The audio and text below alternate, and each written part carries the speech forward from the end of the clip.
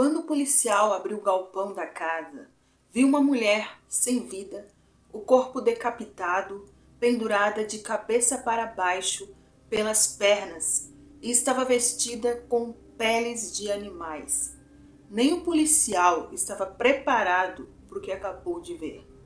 Mas ele não imaginava que ainda tinha muito mais. Tudo começou com Augusta Gain. Era uma mulher extremamente religiosa e fanática, que acreditava fielmente que o casamento era algo sagrado e que o que Deus uniu, o homem não separa. O problema é que o marido dela, pai de Ed, George Philip, era um homem alcoólatra e agressivo, algo que Augusta desprezava profundamente. Mesmo odiando o comportamento do marido, ela nunca considerou o divórcio, porque na cabeça dela isso seria um pecado imperdoável. Augusta teve 2 filhos, Edguy e Henry. Ela criou os 2 garotos de forma extremamente rígida e perturbadora, isolando-os do mundo e pregando uma visão deturpada sobre o pecado e a moral. Augusta dizia para os filhos que todas as mulheres eram más, pecadoras e que nenhuma delas seria boa o suficiente para eles. Ela repetia sem parar que sexo era pecado, que mulheres levavam os homens à perdição e que eles deveriam se manter puros e afastados de qualquer tentação. Essa criação, cheia de medo e repressão, marcou profundamente Edguy. Desde pequeno ele cresceu acreditando que o desejo humano era algo sujo e que qualquer contato com mulheres era proibido. Antes de tudo acontecer, a família Guy vivia em outro lugar, mas Augusta, querendo se afastar de todas as tentações do mundo, vendeu tudo o que tinha e levou o marido e os filhos para viver em uma fazenda isolada, nos arredores de Plainfield, em Wisconsin. A vida ali era difícil. Ed era tímido e seus colegas de classe e os professores lembravam dele como tendo um comportamento meio estranho. Parecia que de repente ele via alguém e ria aleatoriamente. Parecia que ele conversava com alguém. Para piorar a situação, sua mãe o punia sempre que ele tentava fazer amigos. Ele ia razoavelmente bem na escola. Ele gostava muito de ler, então focava bastante nisso. Ele gostava de livros sobre morte e coisas relacionadas. Em 1º de abril de 1940, o pai de Ed morreu aos 66 anos por falha cardíaca causada por seu alcoolismo. E os 2 filhos precisaram continuar o trabalho pesado para sobreviver. Eles chegaram a vender alguns bens da família para conseguir dinheiro. Henry e o Ed começaram a fazer bicos na cidade para ajudar, a cobrir os custos de vida. Os irmãos eram geralmente considerados confiáveis e honestos pelos vizinhos, da comunidade. Enquanto os 2 trabalhavam como faz-tudo, Ed também aceitava ofertas de babá para seus vizinhos. Henry começou a namorar uma mãe divorciada de 2 filhos e planejou se mudar para viver com ela. Então, imagina nessa hora a mãe como ficou, Henry se preocupava com a ligação do irmão com a mãe e frequentemente ele falava mal dela para Ed. Ele começou a perceber que o que a mãe fazia era realmente fora do comum e que não tinha nada a ver e que eles podiam sim ter uma vida. E ele tentava falar isso pro Ed, mas o Ed ficava em choque e cheio de dor. Ele não aguentava isso, ele achava que aquilo era terrível, confrontar a mãe. Em 16 de maio de 1944, Henry e Ed estavam queimando a vegetação pantanosa na propriedade quando o fogo de repente saiu do controle e chamou a atenção dos bombeiros locais. No fim do dia, o fogo tinha sido extinto e os bombeiros foram embora. E, do nada, Ed diz que o seu irmão desapareceu e que poderia estar lá. Com lanternas, uma equipe de buscas foi lá procurar por Henry e de repente encontraram o corpo dele, deitado de bruços. Aparentemente estava morto há algum tempo e a causa da morte aparentava ser falha cardíaca. Foi relatado, depois, em uma biografia de Edguy, a polícia desmentiu a possibilidade de crime e o legista do condado listou asfixia como causa da morte. As autoridades aceitaram a teoria de que fosse um acidente, mas não teve nenhuma investigação, oficial. E a autópsia não foi realizada. Depois, muitas pessoas suspeitavam que Edguy tinha matado o irmão. Então, depois, passado um tempo, o irmão tinha morrido, ele continuou trabalhando e um dia sua mãe foi com ele até a propriedade de um homem com quem eles fariam negócios. Mas esse homem vivia com uma mulher sem ser casado com ela.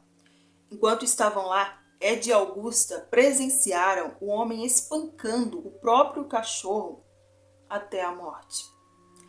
Ed ficou horrorizado, a mãe também, mas não era por causa do cachorro. E sim com o fato de o homem viver com uma mulher fora do casamento. Augusta ficou indignada e chamou a mulher de vadia e disse a Ed: nunca mais faremos negócios com esse homem. O fato do homem estar ali espancando o cachorro para ela não foi nada. O que importava para ela era que aquela mulher não era casada e estava ali vivendo com o homem.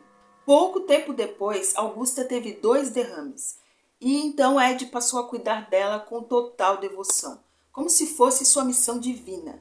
Ele fazia tudo por ela e se sentia completamente perdido sem a presença da mãe. Mas mesmo com todos os cuidados, Augusta Guy morreu. E foi aí que a mente de Ed entrou em colapso. Sem a mãe, Ed ficou completamente sozinho e isolado. A casa se transformou em um verdadeiro caos, cheia de sujeira e livros sobre anatomia, rituais e histórias macabras. A obsessão por Augusta cresceu cada vez mais e ele começou a tentar recriar a mãe da pior forma possível. Durante anos, ninguém desconfiou no que Ed estava se transformando. Ele era visto como um homem tímido, solitário e prestativo, mas a aparência calma escondia um terror inimaginável. No dia 16 de novembro de 1957, Bernice Warden desapareceu, a dona da loja de ferragens de Plainfield. O morador dali relatou que o caminhão da loja havia sido retirado da parte traseira do edifício mais ou menos por volta das 9h30 da manhã. A loja ficou fechada durante o dia todo. Alguns locais acreditavam que era devido à temporada de caça de cervos, que muitos homens saíam dali da cidade nessa temporada. O filho de Bernice, o delegado da cidade, entrou na loja em torno das 5 horas e encontrou a caixa registradora aberta e manchas de sangue no chão. O delegado disse aos investigadores que Ed Gein esteve na loja na noite anterior ao desaparecimento da sua mãe e que ele retornaria na manhã seguinte para um galão de anticongelante, porque ele viu um recibo de vendas para um galão ali de anticongelante e esse recibo foi o último escrito por Bernice na manhã em que ela desapareceu. E tinha assinatura embaixo do Ed Gein. E foi aí que a polícia foi até a casa dele. E quando o policial entrou no galpão próximo à casa, viu algo que o assombrou por muito tempo. Lá estava Bernice, sem vida, o corpo decapitado, estripada e pendurada de cabeça para baixo pelas pernas, com uma barra em seus tornozelos e cordas nos pulsos. O tronco estava vestido como um cervo, com peles de animais. Ela foi baleada com um rifle calibre 22 e mutilações foram feitas após a sua morte. O horror estava instaurado. O choque foi inevitável, mas ainda viria mais.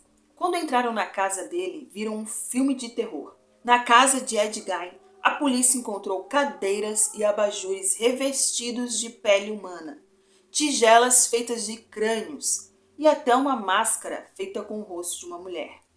Também havia um colete completo feito de pele feminina, com seios costurados, que ele usava para se sentir no corpo da mãe.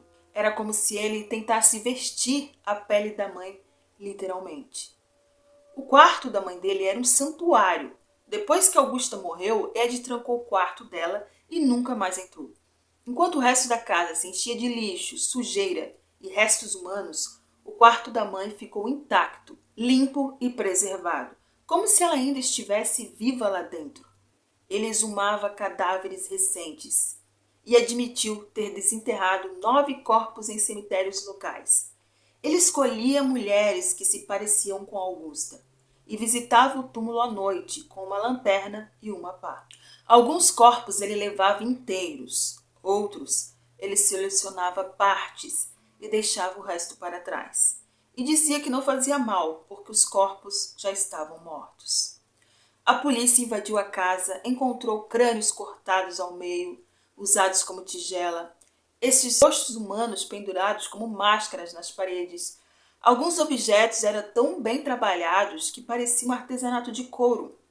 só que o material vinha de cadáveres. Ele foi preso e declarado inimputável, ou seja, mentalmente incapaz de responder por seus atos. Passou o resto da sua vida em hospitais psiquiátricos. Enquanto esteve detido, a sua casa foi incendiada e o carro que usava para transportar as vítimas foi vendido. Ed Gein morreu em 26 de julho de 1984 de insuficiência respiratória devido a um câncer de pulmão. Ele está enterrado próximo à família no cemitério de Plainfield e a sua lápide foi vandalizada ao longo dos anos e algumas pessoas retiravam pedaços da lápide para recordação.